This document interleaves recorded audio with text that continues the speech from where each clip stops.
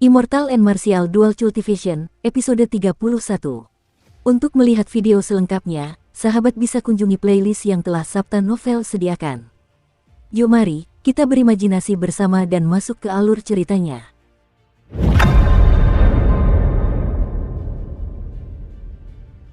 Matahari terbit dan terbenam, awan-awan berkumpul dan berpencar.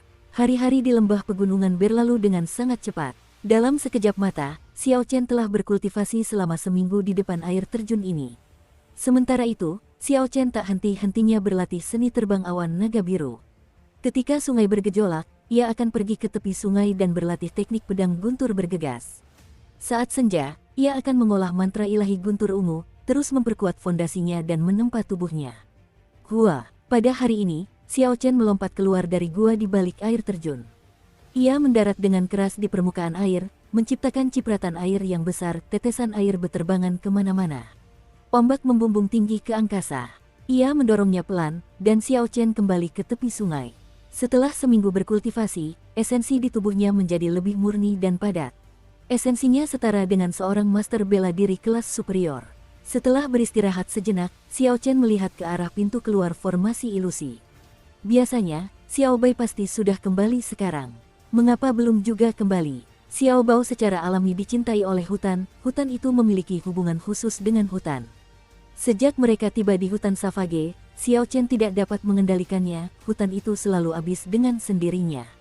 Xiao Bai, yang mengolah transformasi revolusi surgawi 9 misterius, tak tertandingi di pinggiran hutan Savage. Namun, Xiao Chen masih mengkhawatirkannya. Jika sampai ke bagian dalam hutan Savage, akan jadi masalah. Tepat ketika Xiao Chen ragu untuk keluar dan mencari Xiao Bai, sesosok putih muncul di penglihatannya. Sebelum Xiao Chen sempat tersenyum, ia menyadari ada yang tidak beres dengan Xiao Bai. Ia bergerak lebih lambat dari biasanya. Ketika mendekat, ia menemukan banyak luka berdarah di bulunya yang seputih salju. Darah merah yang menempel di bulunya yang seputih salju sangat jelas. Xiao Bai menatap tajam ke arah Xiao Chen, seolah-olah takut dan tak berani mendekat, seolah-olah ia anak kecil yang telah berbuat salah. Xiao Chen memasang ekspresi cemberut saat ia mengangkat Xiao Bai dan menggendongnya. Setelah memeriksa luka-lukanya dengan saksama, ia menghela napas lega. Luka-luka itu hanya luka dangkal. Selanjutnya, ia mengeluarkan pil pengisi darah dan menghancurkannya sebelum mengoleskannya perlahan ke luka Xiao Bai. Ia kemudian pergi ke tepi sungai dan membersihkan darah dari tubuh Xiao Bai. Lihat, kalau kau berani terus berlari keluar, apa yang akan terjadi? Sekarang kau tahu betapa berbahayanya itu. Xiao Chen menasihati Xiao Bai sambil meletakkannya di sepetak rumput lembut. Efek pil pengisi darah cukup baik. Setelah meresap ke luka, Xiao Bai segera mulai sembuh dan perlahan membentuk koreng. Ketika melihat Xiao Chen menceramahinya, ia berdiri dengan agak kesal dan memberi isyarat sambil mengeluarkan suara zia-zia. Meskipun Xiao Bai tidak bisa berbicara bahasa manusia, Xiao Chen dapat memahami secara kasar apa yang dikatakannya karena ia telah menandatangani kontrak darah dengannya. Ia melihat sebatang ramuan roh di pinggiran luar dan ingin memetiknya, seperti biasa. Siapa sangka ada ular berkaki 4 yang sedang beristirahat di dekatnya.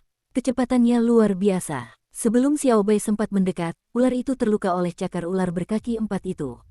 Xiao Bai terkejut dan segera bergegas kembali. Xiao Chen memikirkannya, dari deskripsi Xiao Bai, ular berkaki 4 ini seharusnya adalah binatang roh tingkat 4, ular berkaki hitam.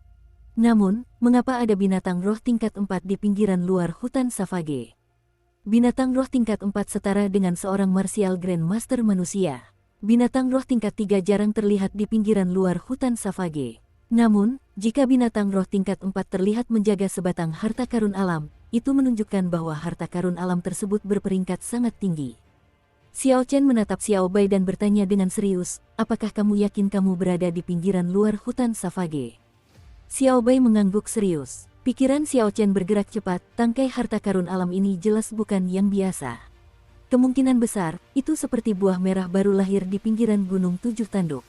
Tempat itu bisa jadi merupakan lokasi dengan energi spiritual terpadat di seluruh pinggiran luar hutan Savage. Jika dalam keadaan normal, Xiao Chen pasti sudah bertekad untuk mendapatkannya. Binatang roh tingkat 4 hanya sekuat seorang grandmaster bela diri. Namun, binatang roh hanyalah seekor binatang, pikirannya tidak sefleksibel manusia, juga tidak bisa menggunakan teknik bela diri atau senjata roh. Jika ia membayar harga tertentu, Xiao Chen yakin bisa menghadapi ular berkaki hitam ini. Namun, masalahnya, ia tidak tahu apakah orang-orang dari klan Jiang sudah kembali. Jika mereka masih ada, dan klan Jiang mengetahui pergerakannya, akan sangat sulit baginya untuk melarikan diri. Mencari keberuntungan di tengah bahaya, jalan kultivasi selalu penuh dengan bahaya yang tak terbatas. Kuncinya adalah mengambil risiko. Xiao Chen membuat keputusan dan berhenti ragu-ragu. Setelah Xiao Bai pulih, ia berkata, "Xiao Bai, pimpin jalannya, aku akan membalas dendam untukmu." Xiao Bai menangis bahagia dan membawa Xiao Chen keluar dari formasi ilusi. Pemandangan di depan Xiao Chen tiba-tiba berubah. Pohon besar dan hutan yang sunyi muncul di hadapan Xiao Chen. Kecepatan Xiao Bai sangat tinggi, jika Xiao Chen tidak menggunakan seni terbang awan naga biru, ia tidak akan bisa mengejarnya. Satu orang dan satu binatang buas melaju sangat cepat. Xiao Chen mengabaikan semua binatang roh yang mereka temui dan meninggalkan mereka. Setelah tiba di sebuah jurang kecil, Xiao Bai membeku. Xiao Chen menjulurkan indera rohnya ke dalam jurang tersebut. Di ujung jurang, di celah yang sangat tersembunyi, Xiao Chen melihat kelopak 7 warna. Bunga 7 daun. Xiao Chen takjub tak tertandingi, membayangkan ada bunga 7 daun yang tumbuh di sini, sungguh mengejutkan. Bunga 7 daun adalah harta karun alam yang sesungguhnya. Bunga ini memiliki total 7 kelopak bunga dengan warna berbeda pada saat paling matang. Setiap 10 tahun, kelopak baru akan tumbuh. Setelah 7 kelopak bunga tumbuh, dan 20 tahun setelahnya, akan muncul buah 7 daun berwarna pelangi. Xiao Chen mengarahkan indera spiritualnya ke bunga 7 daun dan mengamatinya dengan saksama. Ia menemukan, dengan kecewa, buah di tengah kelopak bunga itu telah dipetik oleh seseorang. Mereka hanya meninggalkan kelopak bunga yang berbeda warna. Meskipun buah 7 warna telah dipetik, kelopak bunga yang tersisa masih bermanfaat bagi para pembudidaya. Setiap kelopak dapat menempa tubuh kultivator 1 kali. Setelah bunga 7 kelopak ditempa, tubuh kultivator akan mengalami perubahan kualitatif. Xiao Chen menarik kembali indera spiritualnya dan bertanya kepada Xiao Bai, "Saat kau datang tadi, apakah buahnya masih ada?" Xiao Bai terus-menerus mengeluarkan suara, "Zia-zia." Setelah Xiao Chen mendengarkannya, ia tak kuasa menahan diri untuk bertanya dengan rasa ingin tahu, "Waktu Xiao Bai datang tadi, benda itu masih ada di sini. Kenapa sekarang sudah hilang?" Saat ia mengamati seluruh jurang tadi, ia tidak melihat ular berkaki hitam. Xiao Chen yakin buah 7 daun telah direnggutnya. Dengan pikiran Xiao Chen, ia kembali melepaskan indera spiritualnya. Ia mengamati dan mencari dengan saksama setiap sudut jurang. Akhirnya, di lereng jurang, Xiao Chen menemukan jejak ular berkaki hitam. Ia bersembunyi di balik batu besar. Buah 7 daun yang berkilau dan tembus pandang itu tergeletak di hadapan ular berkaki hitam. Mata ular berkaki hitam terpejam. Energi spiritual keemasan menguar dari buah 7 daun. Tubuh ular berkaki hitam panjangnya 2 meter, di bawah tubuhnya terdapat keempat kakinya. Tubuhnya setebal mangkuk, dan ditutupi sisik emas kehitaman. Ia membuka mulutnya lebar-lebar dan menghisap semua energi spiritual keemasan. Ia memasang ekspresi yang sangat ceria. Xiao Chen tercengang dalam hatinya, ular berkaki hitam ini tidak bodoh, ia tahu bahwa buah 7 daun mengandung sejumlah energi spiritual yang mengejutkan sehingga tidak dapat ditelannya dalam satu gigitan. Xiao Chen melancarkan mantra gravitasi, mendarat ringan di sisi jurang tempat bunga 7 daun berada. Aroma samar terpancar dari bunga 7 daun. Xiao Chen tersenyum tipis. Ia meraih akarnya dan menariknya perlahan, dengan hati-hati mengambilnya, lalu memasukkannya ke dalam cincin semesta. Ia mendarat dengan ringan di tanah dan kembali mengulurkan indera spiritualnya. Ular berkaki hitam itu mabuk oleh energi spiritual buah 7 daun. Ia sama sekali tidak menyadari situasi tersebut. Sudut mulut Xiao Chen melengkung membentuk senyum dingin. Ia menggunakan indera spiritualnya untuk mengunci sisi ular berkaki hitam, lalu berteriak pelan. Penghindaran petir. Terdengar gemuruh guntur di jurang, kilat menyambar di udara. Xiao Chen tiba-tiba muncul di samping ular berkaki hitam. Pedang bayangan bulannya memancarkan cahaya listrik yang cemerlang. Teknik menghunus pedang yang telah ia latih berkali-kali berhasil dieksekusi tanpa ragu. Kong, pedang bayangan bulan menebas keras tulang punggung ular berkaki hitam. Titik ini kebetulan merupakan titik terlemah ular itu. Sebuah luka sepanjang 66 cm muncul pada sisi emas kehitaman itu. Darah hitam ular berkaki hitam menyembur keluar seperti air mancur. Dia sebenarnya tidak berhasil membelahnya menjadi 2. Xiao Chen sangat terkejut. Dia pikir dia bisa memanfaatkan kelengahan itu dan menghadapinya dalam satu pukulan. Dia tidak pernah menyangka bahwa dia hanya akan melukainya.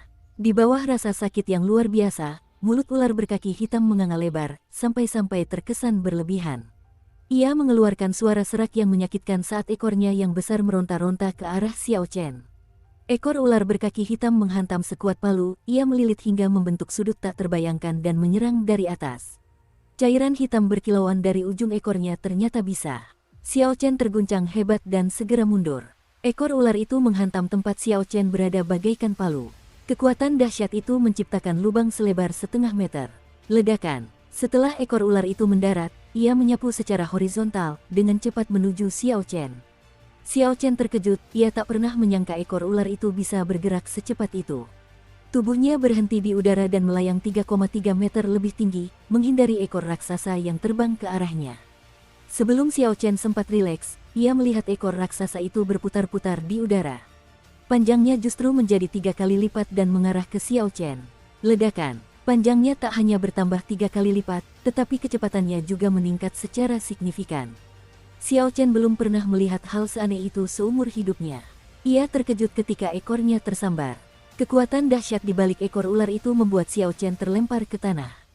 Tubuh Xiao Chen telah mengalami banyak proses penempaan dan mulai menunjukkan tanda-tanda awal tubuh besi. Setelah Xiao Chen terkena ekornya, ia merasakan perutnya sedikit bergejolak. Ia tidak mengalami kerusakan yang terlalu parah. Jika seorang master bela diri biasa terkena ini, ia pasti sudah mati karena organ dalamnya pecah. Xiao Chen mendarat di lereng dan berguling turun dengan kecepatan tinggi. Ular berkaki hitam itu melesat ke arahnya dengan cepat menggunakan keempat kakinya. Tubuhnya yang sepanjang 2 meter melesat ke arah Xiao Chen dengan kecepatan tinggi. Xiao Chen berteriak pelan dan menahan diri agar tidak berguling. Ia mendorong dengan kaki kanannya, melompat ke udara, lalu mendarat dengan kokoh di tanah. Ketika ular berkaki hitam melihat Xiao Chen segera mendarat di area terbuka di dalam lembah, ia menyadari bahwa Xiao Chen tidak lebih lambat darinya. Ia membuka mulutnya dan menyemburkan cairan hitam ke arah lawannya. Xiao Chen menjentikkan jarinya, dan api ungu mengembun di ujungnya. Setelah berputar sekali, api itu ditembakkan ke cairan beracun itu. Puci, cairan beracun itu langsung terkena api. Setelah mengeluarkan suara cici, cairan beracun itu menghilang menjadi asap hitam pekat dan menyebar ke segala arah. Kecepatan penyebaran asap hitam itu sangat cepat. Dalam sekejap mata, asap itu menutupi separuh jurang. Xiao Chen tidak panik. Ia mengeluarkan sapu tangan flanel hitam dan menggunakannya untuk menutupi mulut dan hidungnya. Sapu tangan ini terbuat dari kulit binatang roh. Sapu tangan ini mampu menyaring sebagian besar gas. Kain flanel hitam bukanlah harta karun yang berharga. Kebanyakan kultivator yang memasuki hutan Savage biasanya akan membawanya. Xiao Chen lebih suka bersiap-siap untuk berjaga-jaga. Pertama kali memasuki hutan Savage, ia sudah menyiapkan satu. Asap tebal memenuhi udara, sekelilingnya tertutup kabut. Penglihatannya sangat terganggu. Xiao Chen mengulurkan indera spiritualnya, segera menyadari posisi ular berkaki hitam. Melihat Xiao Chen berada di dalam awan beracun, ular berkaki hitam mengira penglihatannya terbatas. Ia segera berlari ke arah Xiao Chen dan dengan kejam menggunakan ekornya yang besar untuk menghantam ke depan. Xiao Chen buru-buru mundur, ekornya yang besar dengan cepat memanjang, mengejar Xiao Chen. Xiao Chen menggunakan indera spiritualnya untuk mengunci ekor besar itu. Ia menemukan, setelah ekornya memanjang, sisik-sisik yang awalnya padat telah menipis. Kesempatan, pikir Xiao Chen dalam hati. Ular berkaki hitam ini pasti berpikir ia tidak bisa melihatnya dalam asap tebal ini. Pasti itulah sebabnya ia begitu berani dan menyerangnya tanpa henti. Membunuh. Xiao Chen berteriak keras dan dengan cepat mengeksekusi seni terbang awan naga Azure. Ia melompat dari tanah dan langsung mencapai ketinggian 10 meter. Bayangan naga muncul di belakangnya dan ia mengeksekusi versi sederhana dari tebasan naga ilahi menurun. Ular berkaki hitam merasakan aura berbahaya dan segera menarik ekornya. Namun, kecepatan Descending Divine Dragon Chop sangat cepat. Xiao Chen berhasil menebas tanpa ampun di titik yang sisiknya cukup tipis karena ia hanya berhasil menarik ekornya setengah jalan. Ekor ular berkaki hitam langsung terpotong menjadi 2. Puci, di tempat ekornya terpotong, darah menyembur keluar seperti geyser. Darah orang ini mungkin juga berbisa. Kalau aku kena, akan jadi masalah. Xiao Chen buru-buru mundur. Sebelumnya, Xiao Chen telah menyerang titik lemah ular berkaki hitam. Pepatah mengatakan, saat menyerang, seranglah di tempat yang paling menyakitkan. Meskipun serangan penuh Xiao Chen tidak berhasil membelahnya menjadi 2 sebelumnya, serangan itu tetap berhasil menyebabkan kerusakan parah. Pada saat ini, Senjata andalannya, ekornya, telah diputus oleh Xiao Chen. Ditambah dengan luka sebelumnya, ia bagaikan harimau tanpa taring. Ia tidak lagi berbahaya bagi Xiao Chen. Ular berkaki hitam pun memahami hal ini. Ia menjerit kesakitan dan keempat kakinya terdorong dari tanah, melontarkan diri ke arah Xiao Chen dengan rahang terbuka lebar. Ia tak lagi peduli pada keselamatannya sendiri, ini adalah serangan bunuh diri yang bertujuan menjatuhkan Xiao Chen bersamanya. Xiao Chen menjadi cemberut. Ini adalah serangan terakhir ular berkaki hitam. Kecepatannya sangat cepat sehingga tidak ada cara untuk menghindarinya. Jika dia tidak bisa membelahnya menjadi dua dengan satu gerakan, serangan balik ular berkaki hitam akan menyebabkan kerusakan parah padanya. Dalam waktu yang dibutuhkan percikan api untuk terbang, pikiran Xiao Chen menjadi gelap. Ia teringat kembali keadaannya saat berlatih teknik pedang. Ia berpikir perlahan, jangan panik, anggap saja seperti tongkat kayu tempatku berlatih. Menghunus pedang, lampu listrik pada pedang bayangan bulannya bersinar terang. Ketika ular berkaki hitam itu kurang dari setengah meter jauhnya, Xiao Chen tiba-tiba bergerak.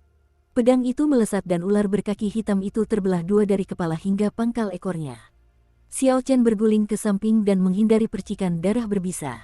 Kedua bagian ular berkaki hitam itu mendarat dengan keras dan berdebum. Awan beracun di jurang perlahan menghilang.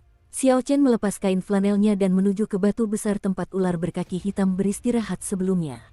Ia dengan hati-hati memasukkan buah 7 daun ke dalam cincin semestanya. Xiao Chen pun tak menyia-nyiakan bangkai ular berkaki hitam. Semua yang ada pada ular berkaki hitam dianggap sebagai harta karun. Sisik emas kehitaman ular itu keras dan sulit dipatahkan, sehingga menjadi material yang sangat baik untuk menempa armor perang. Keempat kakinya dapat digunakan untuk menyeduh anggur dan memurnikan pil obat. Efeknya sangat luar biasa. Xiao Chen mengeluarkan pisau tajam dan memotongnya. Weng-weng. Setelah Xiao Chen mengemasi barang-barangnya dan bersiap untuk pergi, ia mendengar suara dengungan di kepalanya. Tiba-tiba, ia merasa pusing dan anggota tubuhnya kaku. Ia hampir pingsan. Sial, awan beracun itu pasti sudah merasuki kulitku. Aku harus segera mencari tempat dan mengeluarkan racunnya.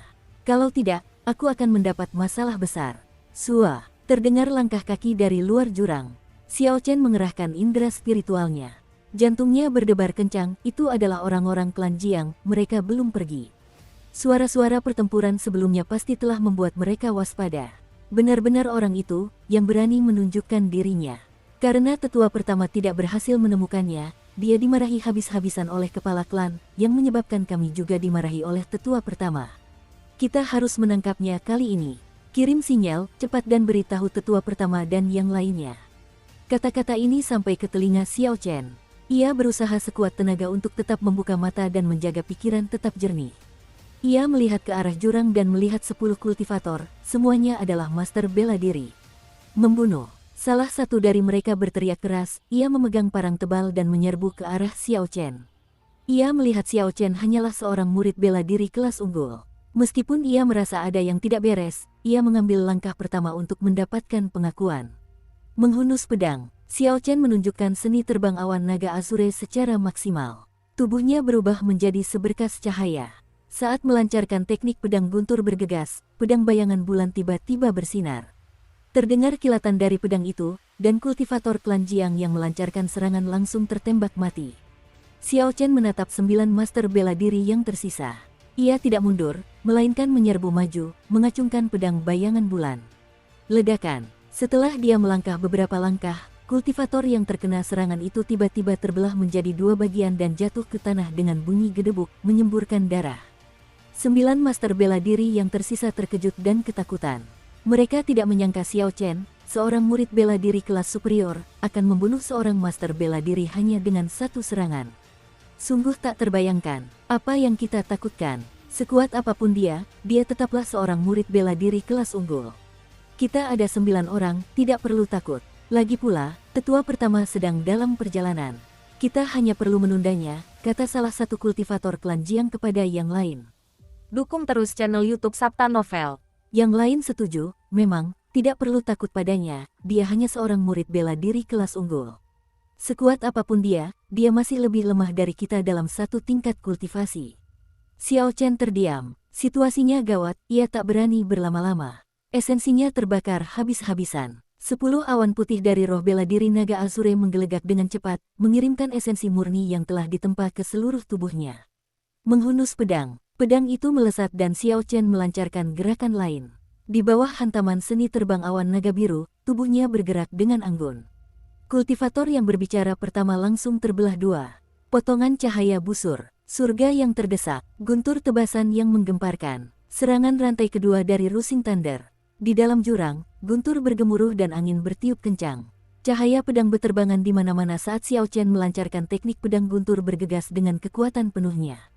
Meskipun Xiao Chen saat ini adalah seorang murid bela diri tingkat tinggi, dia dulunya adalah seorang guru bela diri. Setelah berkultivasi selama beberapa hari terakhir, esensi dalam tubuhnya jauh lebih murni dan lebih kuat daripada para kultivator klan Jiang. Terlebih lagi, ia memiliki teknik gerakan seni melonjak awan naga azure peringkat surga dan teknik pedang guntur bergegas, keduanya sebanding dengan teknik bela diri menggaruk bumi. Orang-orang ini jelas bukan tandingan Xiao Chen. Setiap kali pedang itu berkilat, seseorang akan mati. Setelah 5 jurus teknik pedang petir bergegas digunakan, hanya 4 kultivator klan Jiang yang tersisa. Keempat kultivator itu hanya bisa melihat sekilas sosok Xiao Chen, mereka tidak bisa melihat bagaimana Xiao Chen langsung membunuh keenam pria itu. Melihat Xiao Chen yang seperti dewa kematian, hasrat untuk melarikan diri muncul di hati mereka, mereka pun melarikan diri keluar jurang. Melihat keempatnya melarikan diri, Xiao Chen tidak mengejar mereka. Ia keluar dari jurang. Yang terpenting baginya sekarang adalah menemukan tempat yang aman dan mengeluarkan racun itu. Karena ia mengedarkan esensinya dengan sekuat tenaga, racun di dalam tubuhnya sempat tertahan. Namun, ini adalah situasi yang sangat berbahaya. Jika ia tidak mampu mengeluarkan racun sebelum ia melancarkan serangan balik, racun itu akan menyebabkan kerusakan fatal pada tubuhnya. Tepat saat Xiao Chen meninggalkan jurang, ia merasakan aura kuat mengejarnya. Ahli dari klan Jiang ada di sini, aku harus mempercepat langkahku. Bocah, kau pikir kau bisa lari kemana? Di belakang Xiao Chen, wajah pucat tetua pertama klan Jiang, Jiang Yuns, muncul dan berteriak keras. Ia melontarkan dirinya dari tanah dan mendarat di sebuah pohon besar. Melompat lagi, ia menuju ke arah Xiao Chen. Kecepatannya berlipat ganda dan berhasil mengejar Xiao Chen, meskipun ia berlari cepat.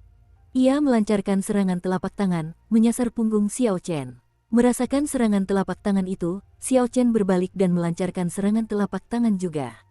Meskipun Xiao Chen memuntahkan seteguk darah, ia meminjam kekuatan dari serangan Jiang Yuns dan mundur dengan kecepatan yang bahkan lebih mengerikan. Jiang Yuns tak kuasa menahan amarahnya. Bocah ini benar-benar memanfaatkan kekuatan telapak tanganku untuk memperlebar jarak di antara kami. Mengingat kembali saat ia dimarahi Jiang Mingsun kemarin, Jiang Yuns berteriak dengan marah dan mengejarnya. Merasa Jiang Yuns akan menyusulnya lagi, Xiao Chen terus-menerus mengeluh dalam hati. Jika hari biasa, ia pasti sudah meninggalkannya. Namun, karena ia harus menggunakan esensinya untuk menekan racun, ia tidak bisa memanfaatkan seni terbang awan naga azure secara maksimal. Kecepatannya saat ini jauh lebih lambat dari biasanya. Aku harus memikirkan caranya, pikir Xiao Chen cemas dalam hati. Melihat Jiang Yuns mendekat, ia tiba-tiba berhenti. Kemudian, ia perlahan-lahan melancarkan mantra gravitasi. Dengan menggunakan mantra gravitasi, ia akan lebih lambat. Namun, ia akan bisa terbang ke langit dan melarikan diri dari para pengejarnya di darat. Begitu ia berada di langit, entah ia masih akan menjadi target atau tidak, Xiao Chen tidak akan peduli. Jiang Yuns melihat Xiao Chen tiba-tiba berhenti dan merasakan kegembiraan di hatinya. Ia mempercepat langkahnya dan bergegas menuju Xiao Chen. Ia mengacungkan pedang dari belakang punggungnya. Kali ini, ia tidak akan memberi Xiao Chen kesempatan untuk memanfaatkan kekuatan serangannya untuk melarikan diri, ia akan membunuhnya dalam satu tebasan. Pedang itu berkilat, dan tepat ketika pedang itu hendak mengenai Xiao Chen tiba-tiba melayang ke udara. Eksekusi mantra gravitasi pun selesai. Ia terbang semakin tinggi, dan tak lama kemudian, ia berada 200 meter di atas tanah. Ini sebenarnya teknik bela diri terbang. Apa sebenarnya asal-usul orang ini? Seorang kultivator klan Jiang bergegas dan berseru kaget saat melihat Xiao Chen terbang di langit. Jiang Yuns memelototi Xiao Chen dengan tatapan dingin. Ia berkata dengan nada cemberut, tidak peduli asal-usulnya, dia mencuri peta klan Jiang dan melukai tuan muda pertama dengan parah. Dia harus membayar harganya. Bawakan aku busur itu. Seorang kultivator buru-buru mengeluarkan busur panjang berkilat dingin dan menyerahkannya kepada Jiang Yuns. Busur itu memancarkan cahaya redup sekaligus energi spiritual yang samar. Busur ini sebenarnya adalah senjata roh. Jiang Yuns mengambil anak panah dan memasangnya. Ia menarik tali busur hingga busurnya menyerupai bulan purnama.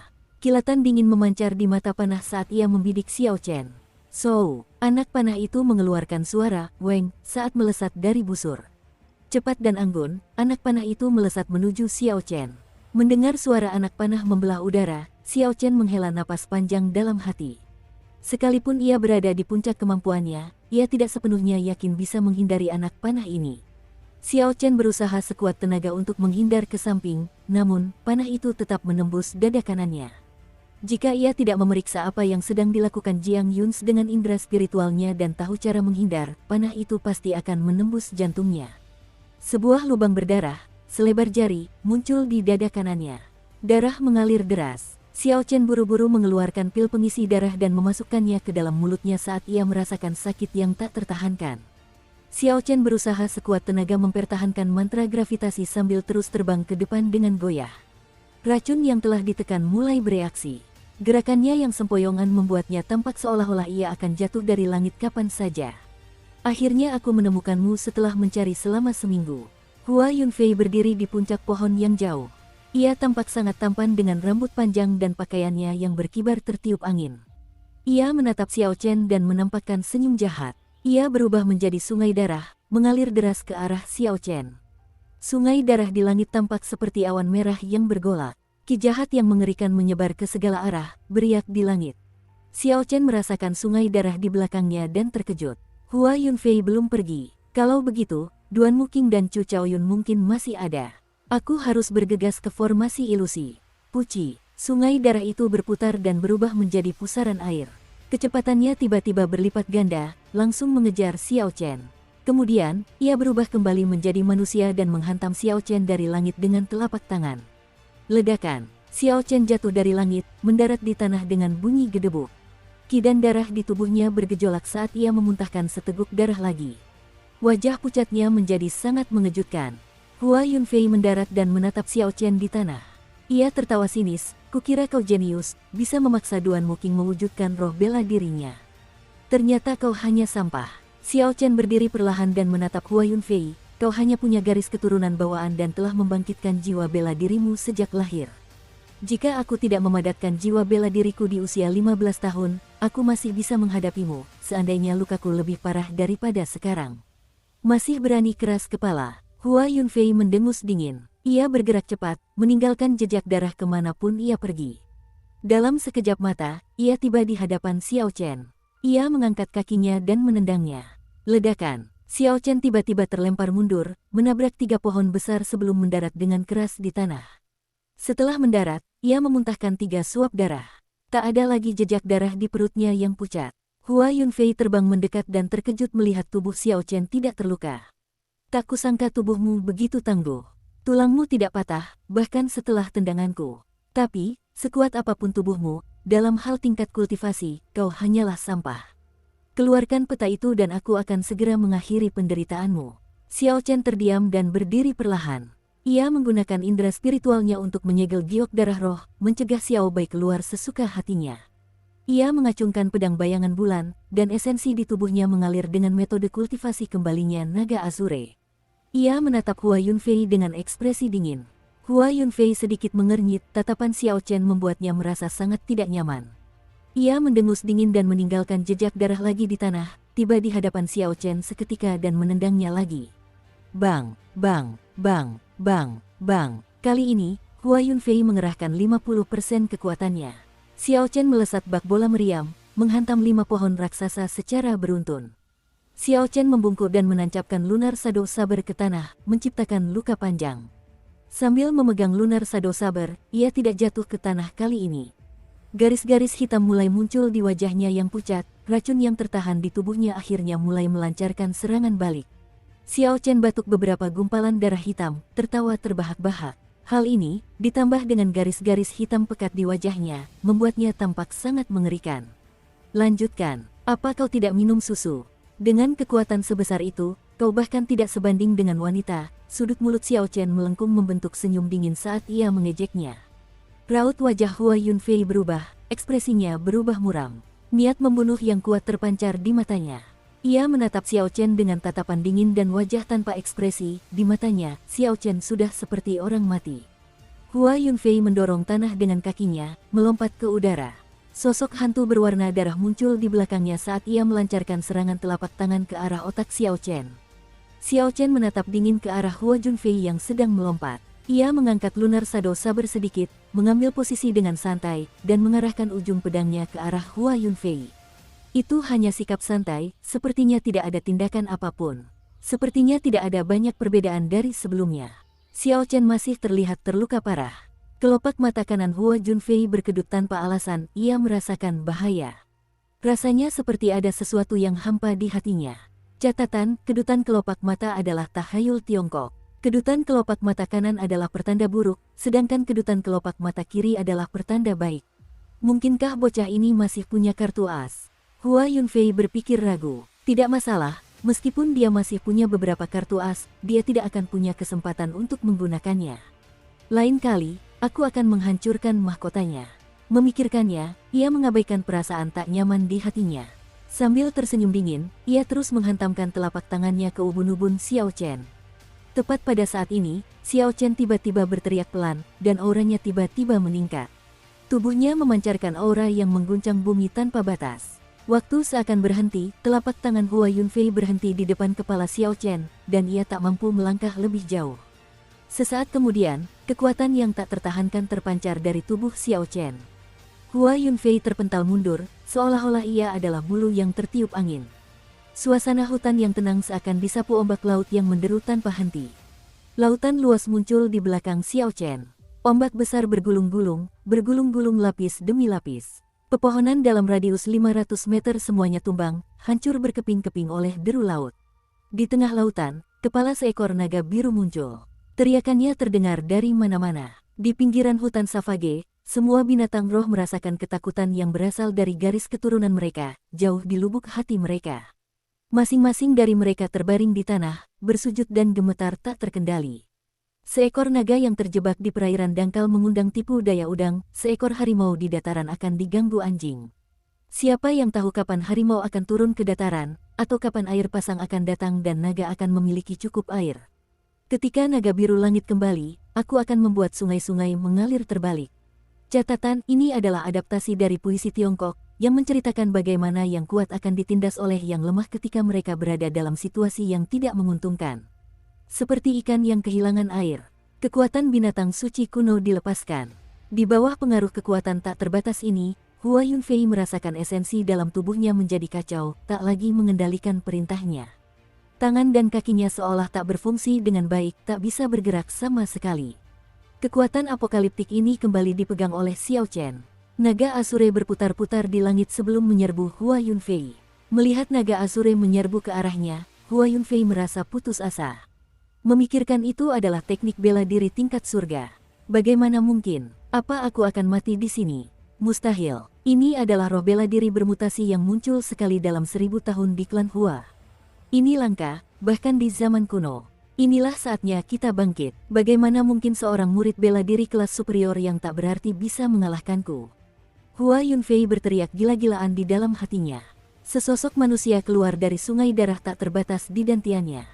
Orang ini mengenakan pakaian berwarna darah dan menyatu dengan sungai, seolah-olah berasal dari 9 lapisan neraka. Ia memancarkan ki jahat yang tak terbatas. Ketika ia mengangkat kepalanya untuk melihat naga Asure di langit, ia menampakkan senyum jahat. Ledakan, orang itu tiba-tiba melompat ke dalam dantian, berubah menjadi ilusi raksasa berwarna darah. Ia berdiri di tengah langit dan bumi, menangkis serangan naga Asure yang turun dengan tangannya. Ledakan. Gelombang kejut yang mengerikan berdesir ke segala arah. Semua pohon dalam radius 1000 meter patah sebelum berubah menjadi debu. Di dalam zona melingkar ini, hanya separuh pohon terbawah yang tersisa. Naga Asure melolong marah. Ilusi berwarna darah itu memadat. Tanah di bawah Hua Yunfei tiba-tiba retak, menyebabkannya jatuh ke dalamnya. Melihat naga Asure tak terhentikan, pria berdarah itu menghela napas panjang dan berubah menjadi cairan kental berwarna darah, melilit Hua Yunfei. Tanpa halangan apapun, naga Asure itu menghantam Hua Yunfei dengan suara bang yang keras. Serpihan batu yang tak terhitung jumlahnya berterbangan dari celah tanah. Hua Yunfei jatuh tak henti-hentinya. Entah berapa lama ia jatuh. Setelah sekian lama, Suara ledakan terus-menerus terdengar di celah itu sebelum ia perlahan berhenti. Pembuluh darah di sekujur tubuh Xiao Chen pecah. Darah hitam yang tak terhitung jumlahnya menyembur ke segala arah. Wajahnya menunjukkan ekspresi sangat menderita saat ia berlutut di tanah dengan suara putong. Dagingnya terlihat mengering dengan cepat, persis seperti saat ia pertama kali membangkitkan roh bela diri. Jelas bahwa naga Azure telah menghabiskan terlalu banyak esensi. Karena ia tidak memiliki esensi yang cukup, naga Azure mengambil energi spiritual dalam dagingnya. Setelah sekian lama, tubuh Xiao Chen yang semula berotot kini hanya tersisa kulit dan tulang. Matanya cekung dan kulitnya kering. Namun, yang paling mengejutkan adalah ketika naga Azure menyerap semua racun dari daging dan darahnya, ia pun ikut menyerapnya. Jauh di langit, di kejauhan, seekor burung Phoenix es dan sosok pedang turun dengan cepat. Duan Muking dan Chu Chaoyun mendarat dengan kokoh di tanah. Mereka berdua melihat sekeliling. Pohon-pohon yang tak terhitung jumlahnya patah menjadi dua. Ada banyak retakan di tanah. Mereka tercengang dalam hati. Chu Chaoyun berjalan perlahan menuju celah besar itu. Ketika ia melihat Hua Yunfei terbaring di dasar, jejak niat membunuh melintas di matanya. Pedang di belakangnya berdengung tanpa henti. Duan Muking berkata tanpa ekspresi, "Kau ingin membunuhnya." Chu Chaoyun tersenyum tipis, "Jika ada kesempatan, aku tak akan ragu untuk bertindak." Sayangnya, ini adalah berkah tersembunyi baginya. Dia telah membangkitkan manifestasi roh bela diri ini. Jika aku ingin membunuhnya, saat niat membunuhku terwujud, dia akan langsung terbangun. Setelah hari ini, dia hanya akan menjadi lebih menakutkan. Duan Muking berjalan perlahan, matanya penuh keterkejutan, membangkitkan manifestasi roh bela diri warisan saja sudah sulit. Bahkan lebih sulit lagi untuk memanifestasikan roh bela diri warisan mutasi. Setelah hari ini, di Provinsi Dongming, tidak akan ada seorang pun di generasi muda yang bisa menandinginya. Chu Chaoyun tersenyum tipis dan mengalihkan pandangannya ke Xiao Chen yang terbaring kering di tanah. Di Provinsi Dongming yang begitu besar, pasti ada banyak jenius tersembunyi. Jangan hanya fokus pada 3 kekuatan itu. Siapa tahu, mungkin ada seseorang yang sebanding dengannya di suatu tempat di dekat sini. Secercah rasa kasihan muncul di wajah cantik Duan Muking. Orang ini bisa dibilang memiliki kesempatan besar mendapatkan teknik bela diri tingkat surga dari suatu tempat. Sayangnya, ia terlalu percaya diri dan melakukannya. Terlebih lagi, ini bukan pertama kalinya ia menggunakan teknik bela diri tingkat surga. Jika ia melakukannya lagi, kemungkinan besar ia akan mati di tempat. Tanpa teknik bela diri tingkat surga, bagaimana mungkin dia bisa melawan Hua Yunfei? Lagi pula, dia hanyalah seorang murid bela diri tingkat tinggi. Hua Yunfei tidak melanjutkan topik ini. Ia bertanya, "Bagaimana kau akan menangani peta peninggalan kuno? Apakah kita masih mengikut sertakan Hua Yunfei?" Tepat saat Duan Muking hendak menjawab, cahaya merah darah yang cemerlang melesat keluar dari batu giok darah roh di depan dada Xiao Chen. Xiao Bei akhirnya berhasil menembus batasan yang ditetapkan Xiao Chen. Melihat tubuh Xiao Chen yang mengering di tanah, ia menjerit pilu. Tatapan matanya yang murni tiba-tiba berubah merah. Ledakan, seekor rubah roh ekor 6 yang besar muncul di hadapan mereka berdua. Aura yang bergelora keluar dari tubuhnya. 6 ekor di belakangnya berdiri tegak, bulu-bulunya berdiri tegak. Rubah itu tampak sangat menakutkan. Sial, si kecil ini hampir mengamuk. Ayo cepat, keduanya terkejut. Mereka buru-buru menggunakan cara mereka sendiri untuk terbang ke langit dan melarikan diri. Xiao Bei membuka mulutnya, dan energi spiritual dari sekitarnya menyerbu ke arahnya. Transformasi 9 revolusi surgawi yang misterius terus bersirkulasi tanpa henti. Esensi tanpa batas memadat 9 kali, membentuk bola cahaya raksasa. Bola cahaya itu terus berputar, sangat terang.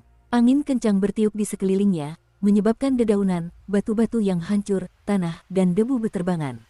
Ledakan, bola cahaya itu melesat di udara, tampak seperti busur listrik. 2 orang di kejauhan langsung tersambar. Mereka berdua memuntahkan seteguk darah sebelum jatuh terbanting ke tanah. Xiao Bei menatap Xiao Chen yang tergeletak di tanah. Matanya yang merah berkaca-kaca. Ia menarik Xiao Chen ke punggungnya dan segera berlari menjauh.